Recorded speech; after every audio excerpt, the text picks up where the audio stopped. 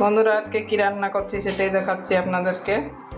দেখুন, এখানে হচ্ছে আমার চিংড়ি মাছের মাথা, আর এখানে হচ্ছে যে পটলের চকলা দিয়ে আজকে চিংড়ি মাছের মাথা বাটবো। তো ঠিক আছে, আমি রান্না করে নিই, কমপ্লিট করে তারপরে আবারও ফিরে আসছি।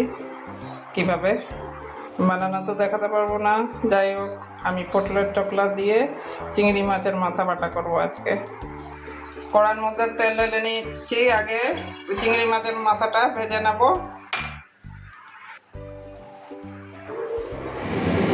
এবারে চিংড়ি মাছের মাথাটা ভেজে নেব আগে।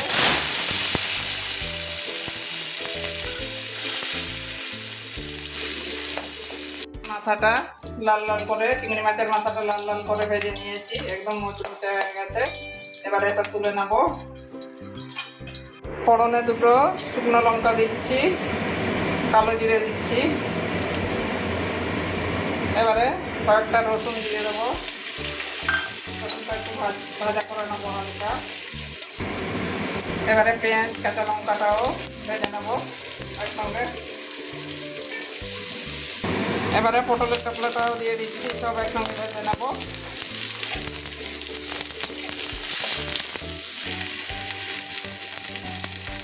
পরিমাণ মতো নুন দিয়ে দিচ্ছি, হলুদ একটু দিয়ে দিচ্ছি কালারের জন্য।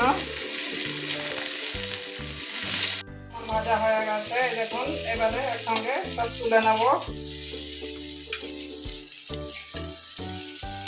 নিয়েছি, আমি শিলনোড়ায় বাটছি, আপনারা মিক্সিতেও বাটতে পারেন।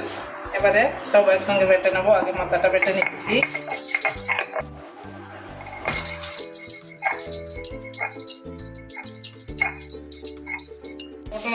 চিংড়ি মাছের মাথা দিয়ে পটলের চকলা বাটা হয়ে গেছে, এবারে তুলে নিচ্ছি।